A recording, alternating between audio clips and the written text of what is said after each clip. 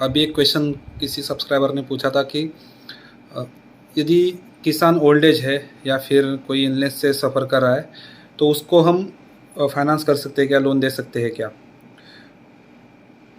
ज़्यादातर क्या होता है कि जो ओल्ड एज किसान है, उनके केस में उनको तो पहली बात तो फाइनेंस करना ही है। आप डायरेक्टली बोल सकते हैं कि उनको लोन देना ही है सर, क्योंकि उसकी ज़रूरत है, इसलिए वो लोन लेने के लिए आया है। किसी भी किसान को डायरेक्टली आप लोन नहीं देंगे ऐसे मना नहीं कर सकते हैं।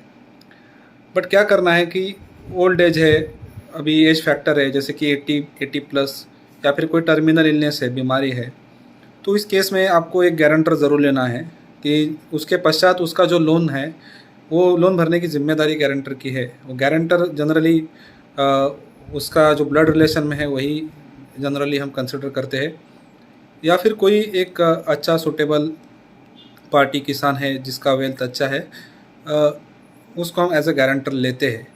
तो खाली एज ज़्यादा है या फिर उसके कोई बीमार है, कोई इलनेस है, इस वजह से हम किसी किसान का लोन रिजेक्ट नहीं कर सकते हैं। वैसे किसी गाइडलाइन भी दिया नहीं गया है। और एक किसी ने सवाल पूछा था कि मैरिड वुमन को ज़्यादातर ये क्वेश्चन पूछा जाता है कि अ, आपको ये जॉब परस्यू करने के लिए, करियर कंटिन्यू करने के लिए घर वाले सपोर्ट करेंगे क्या?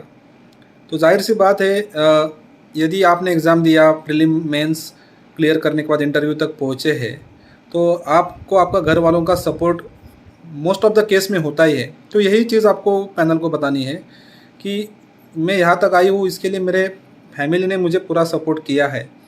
चाहे किया हो या नहीं हो, आपको यही बताना है कि मेरे फैमिली का मेरे लिए पूरा सपोर्ट है। जो भी मैं कर रही हूँ, करियर में परस्यू कर रही हूँ, उसमें उनका पूरा सपोर्ट है और उनका कंटिन्यू सपोर्ट है, वो मेरे लिए मोटिवेशन है। इस वजह से ही मैं सब कर पा रही हूँ और यहाँ तक पहुँची हूँ। तो ये एक प्रैक्टिकल आंसर लगेगा ऐसा मुझे लगता है। और भी कुछ सिचुएशन बेस्ड क्वेश्चन है तो आप कमेंट सेक्शन में पूछ सकते हैं। उन सब का मैं जवाब देने का कोशिश करूँगा।